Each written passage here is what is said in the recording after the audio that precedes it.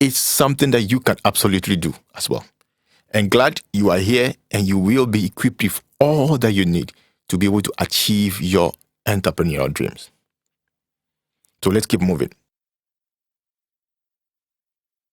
It's of an entrepreneur. Entrepreneurs typically are very, very confident. They believe in what they do and they do it passionately and with all that is within them. If you've ever met a typical entrepreneur before, you certainly will notice that trait. They are not sloppy. They speak chest out. And now, as we go through this trait, some may be traits you do not have currently. What I want you to start doing is to note down the ones that you already have, improve on them, and the ones that you currently do not exhibit, you build yourself up to be able to exhibit some of those traits. This may be natural to some of you, may not be natural to some of you. Trait number 2, entrepreneurs are great planners. It's one thing you will notice with entrepreneurs. So they identify a challenge, as we said earlier, in the society. They put ideas down on how to solve the challenge, identify the opportunity in the challenge, make plans, organize resources, both human and financial, go test the idea, look for customers, and make some money. And all this needs a lot of planning to achieve. So, entrepreneurs are great planners. So, planning to be one, you should start learning on how to be a great planner. You cannot be disorganized or be a disorganized person and be an entrepreneur. You may give it a try, but you will not be a successful entrepreneur unless you learn to organize yourself and be a great planner and an executor of plans as well. Trait number 3, entrepreneurs are great risk takers. They are not afraid to try. They give it a try even when everybody says it won't work. They still try. Do you have people telling you your idea is ridiculous? Do you have family and friends telling you that what you are passionate about, that you want to do and make business out of it, is not viable or it won't work? Well, that's the story of most entrepreneurs if you ever listen to them. Someone actually said it won't work. There is always going to be a naysayer in your life. Could be a friend, could be a family. Now, typically, these naysayers actually mean well. They don't hate you. They are just, trying to protect you from harm. But if you want to succeed as an entrepreneur, you certainly must be a risk taker. Trait number 3 of a great entrepreneur is that they are risk takers. They take loads and loads and loads of risk. Entrepreneurs are always on. They never stop. You can't stop an entrepreneur. They will give it a try. It doesn't work. Tomorrow morning, they're up and going again. They fail. They get up and try it again. That is another trait of an entrepreneur. They are always on. They push. They are passionate. They are never sloppy. They never give in and they never give up. You push them down 10 times, they rise 11 times. So you want to succeed as an entrepreneur, you need to pick up some of these traits. Entrepreneurs are great money managers. They do not spend recklessly. I'm sure you might have heard a story or know an entrepreneur who has been described as stingy. Often, they are just good money managers. They do not spend recklessly. They know the value of money. They know they earn from hard work. So entrepreneurs hardly spend recklessly. They are good money managers. So you need to be a good manager to be a good entrepreneur. Number 6 on my list, they never give up. I think I've mentioned this already, but entrepreneurs never give up. Now, there are many other traits of good entrepreneurs. And of course, we've looked at examples of entrepreneurs. I'm sure you know few entrepreneurs that are close to you in your society, some in your church, in your mosque. They are in the same office with you, or just people you have observed from afar. I want you to, at this point, in addition to these 6 that I have listed, pick a piece of paper, or if you want to do it digitally, type it out on your phone or on your laptop, wherever you can. List more traits that you have observed to be those of entrepreneurs. There are many of them. I want you to challenge yourself to get at least 5 in addition to the ones that we've listed.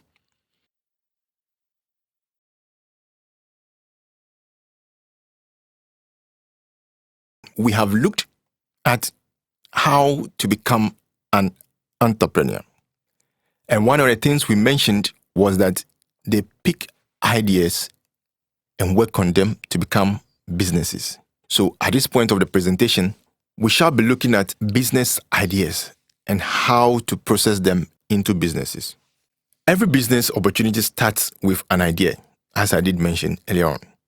Somebody saw field around us and decided something needed to be done about it and went straight into action. Started planning, started asking questions, started looking for money, started looking for other people to work on the idea, and eventually a business was built. Someone sees very good, nutritious West African foods, melon seeds, agushi, as we normally call it, peanut, cashew, being sold in our traditional market the same way they've been sold all this while. Decided that, well, why don't I add some value to it, package it nicely so they can be on the shelves of a mall for someone who is not interested in going to the market to buy them. And these now are going to other markets, I mean the export market, meaning the products are leaving for other countries. So your idea or the business you want to start now will have to evolve from what is in your head now as an idea.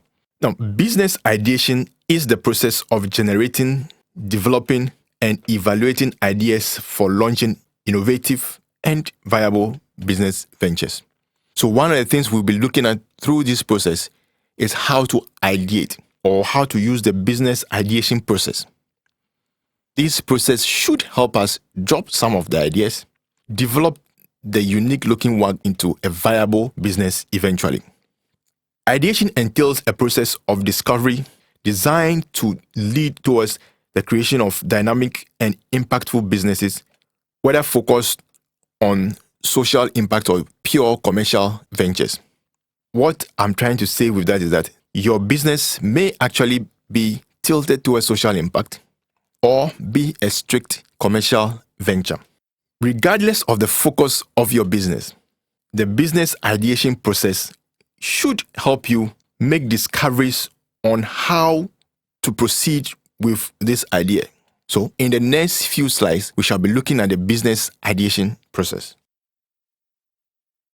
Business ideation. Now, let's look at few elements or the few steps that lead towards what we call business ideation or the process of business ideation. One is empathizing. You know, I mentioned a few slides back that one of the ways through which entrepreneurial ideas pop in people's head is when they observe our immediate environment and identify the challenges we are all having and decide to find solution for them. Now, this can be described as part of empathizing. You are concerned about the society. You are concerned about doing something about the challenges that confront all of us as a people. So you are Ghanaian, you live in a particular community, there are challenges. Are you concerned? Are you observing? Are you paying attention to the details of what is happening? It's in the process of paying attention to those details, being concerned about the challenges of the society, that you may have that eureka moment when an idea pops into your head that, yeah, this is how this challenge can be solved. Then you get into action. So empathizing is probably the most important part of business ideation because that's where it all begins. Now that you feel there is something going wrong, or you've identified a challenge through you empathizing with the rest of us as humanity, you want to sit and properly define what this challenge is. So it's one thing just observing, feeling bad. Say you wake up every day and you use the trotro to work. You are unhappy about the delays. You are unhappy about the lorry stations. You are unhappy about the quality of cars. Now you are concerned. So you get into action to do something about it. You have empathized. Now you have to move to the next stage of defining properly what the challenge is. So you may want to pick a piece of paper. Now we all have smartphones and PCs. You may still want to do it on your PC. Whichever way works for you, you still need to go into the next stage of properly defining the idea or defining the challenge. What exactly is it? Who are the people affected? Where is this a challenge? So you need to go a bit of research, ask if it is a trotro scenario. You may want to ask passengers how they feel, what their challenges are, the impact of the delay on their work, on their life, on their health. If it's farmers you believe do not have fair value for their produce, you may want to engage them to get more and further information on what the challenge is, as the way for you to be able to define the problem to lead you towards finding a solution. So defining the challenge and defining your idea or defining that particular situation that you believe presents an opportunity for a business, it's key in the business ideation process. Now that you have defined what you are attempting to solve or what the business idea is, you still want to go into that process of probably, let's call it meditating a bit on all the information you've gathered so far. So let's call it ideating. Here, let me put it simply that this is where you literally hold the scenario in your mind, kind of toss it around, think about it, reflect on it, very deeply to see how you can bring some solution to bear to this challenge or opportunity. Now, when you are done ideating or processing the information that you've collected, you at this point want to put together, call it a sample business or a sample solution. That is what we call prototyping. Put the business together in a form that you can communicate with others, you can share with people, you can test, you can go onto the market for your target customers to be able to interface with your solution to see if it's truly going to solve their problem or not.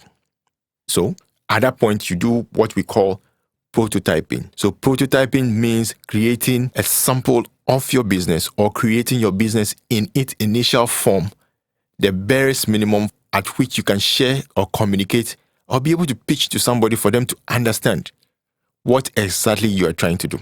That phase we call prototyping. Now that you've organized the business in a way that you can showcase to somebody, either graphically or verbally, you do what we call testing. Testing a business, now you go out. If it's a product, say you are packaging a fruit or you are making fruit juices.